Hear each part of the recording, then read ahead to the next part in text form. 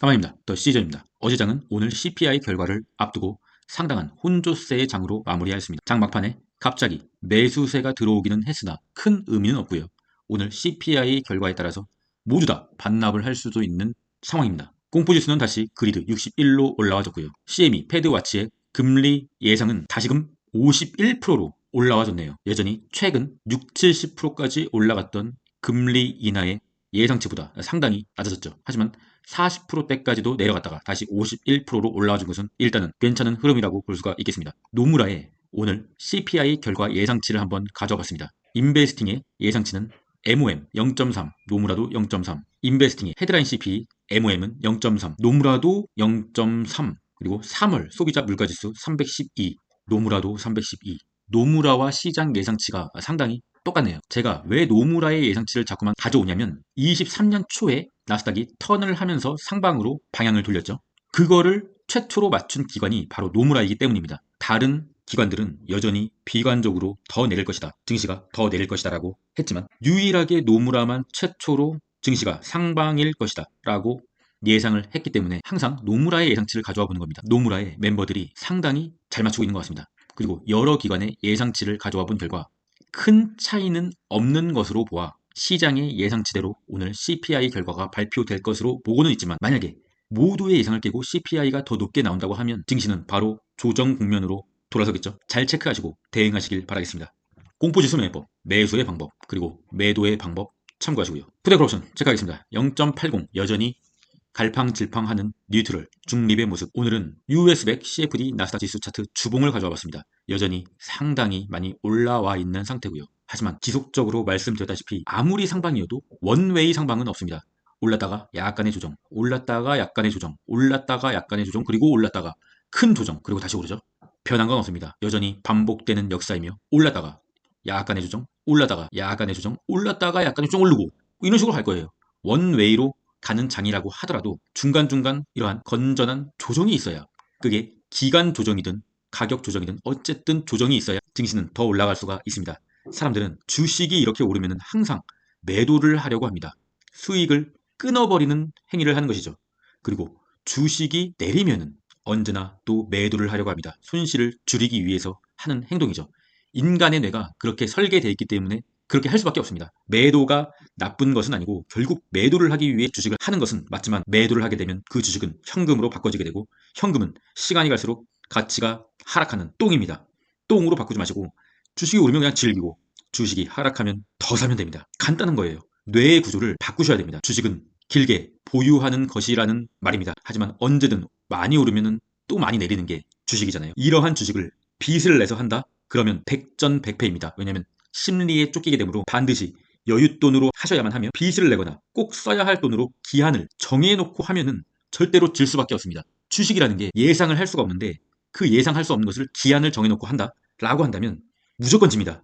저는 질 수밖에 없는 방법과 이길 수밖에 없는 방법을 지속적으로 영상으로 만들고 저장하고 기록하고 여러분들께 같이 이길 수밖에 없는 방법을 하자고 말씀드리고 있습니다. 환율 시작하겠습니다. 환율은 뭔가 살짝 횡보하는 흐름으로 바뀌어가고 있는 것이 아니냐, 조심스럽게 한번 차트를 한번 보고 있고요. WTI 국제유가 급격한 상승 추세를 끝내고 약간 단기 조정으로 들어가는 모습. 21선은 여전히 올라오고 있는 모습. 내린다 하더라도 21선 부근에서 다시 지지를 받고 여전히 오를 수가 있다고 보는 추세입니다. 엔비디아 어제 조금 많이 하락이 나왔죠. 그리고 단기적인 초록색 하락 추세선을 만들고 있습니다. 캔들이 이 추세선을 계속 터치를 하면서 내리면 계속 내릴 거예요. 반드시 옆으로 횡보하는 흐름이 나와야 다시 엔비디아를 매수해볼 만하다라고 말씀드릴 수가 있습니다. 그 가격은 일목균형표의 구름대가 받쳐주고 있잖아요. 이 부분의 가격이 단기적인 지지라인이 될 수가 있을 확률이 굉장히 큽니다. TQQQ 여전히 횡보하고 있죠. 그리고 오늘 CPI 결과를 기다리고 있는 형국입니다. 그거 들었잖아요. 파란색 지지선 속슬은 어제 조금 올라주긴 했지만 큰 의미는 없고요. 상승 추세선 위에 있기 때문에 여전히 홀딩을 하고는 있습니다. 불주는 다시 이중 간첩.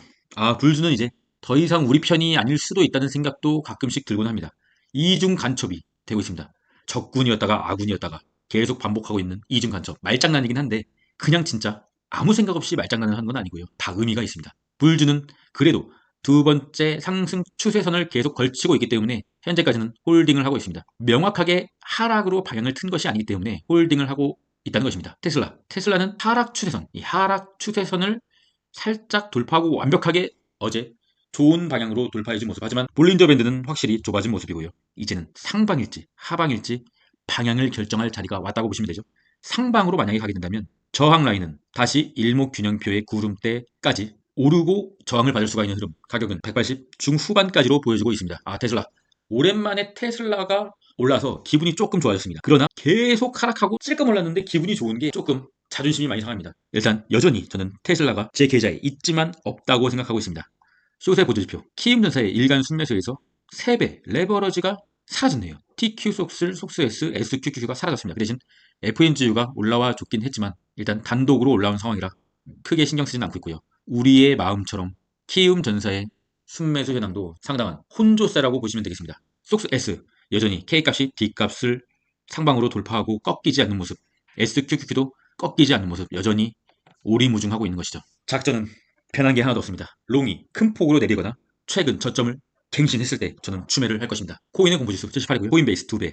저항선이라고 말씀드렸죠. 여전히 저항을 받자마자 떨어지는 모습. 다시 오른다고 하더라도 저항을 받고 떨어질 수가 있습니다. 반드시 이 저항 라인을 깨야 됩니다. 하지만 상승 추세선이잖아요. 길게 보면은 횡보 라인, 횡보에 들어갔다고 보시면 되는 것이죠. MSTR도 마찬가지입니다. 볼린저 밴드는 확실히 예전보다 좁아진 모습. 개인적으로는 4월 말쯤은 돼야 다시 한번 이 횡보를 마치고 방향을 정하지 않을까 싶습니다. 장기적으로는 여전히 MSTR은 좋다고 보고 있습니다. 비트코인 도미넌스 큰 이상은 없고요. 비트코인의 4시간봉 엊그제 상당히 좋은 모습을 보였지만 다시 하락을 해주면서 횡보의 채널로 복귀해주는 모습. 그래서 코인이 급격하게 오를 때는 반드시 따라붙는 매수를 하시면 안 되며 지지해주는 자리에서 추매를 하시는 것을 추천드립니다. 4시간 봉으로 많이 내리긴 했지만 현재까지는 추세는 좋아졌다고 볼 수가 있으며 큰 삼각 수렴의 끝까지 가려고 하는 모습인 것 같습니다. 저는 홀딩하고 있습니다.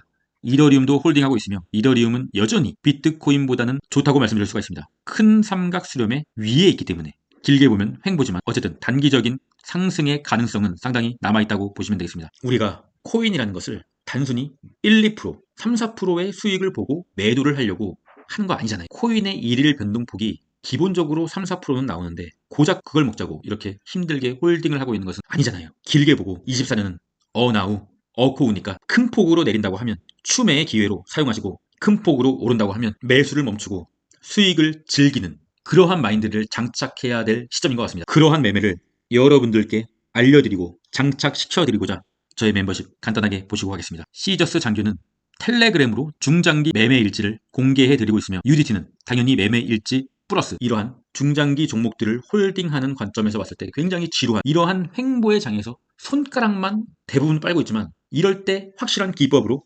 단타도 병행하면서 횡보의 기간을 견디는 그러한 매매까지 추가하는 게 바로 더 시저 UDT 멤버십입니다. 관심 있으시면 고정 댓글 참고해 주시길 바라겠습니다. 더 시저 유튜브 무료 구독자 방에는 또 한 명이 나가신 275명 횡보의 장에서 하나둘씩 투자를 포기하시고 나가시고 계신 것 같습니다. 하지만 먼 훗날 돌이켜보면 이번 4월 5월장에 만약 조정이 크게 온다고 하면 이 구간에서 얼마나 많은 물량을 줍줍 하실 수 있느냐에 따라서 여러분의 올해 수익률이 결정될 것입니다. 지난 8월, 9월, 10월에도 똑같은 하락 횡보의 장이 왔었죠.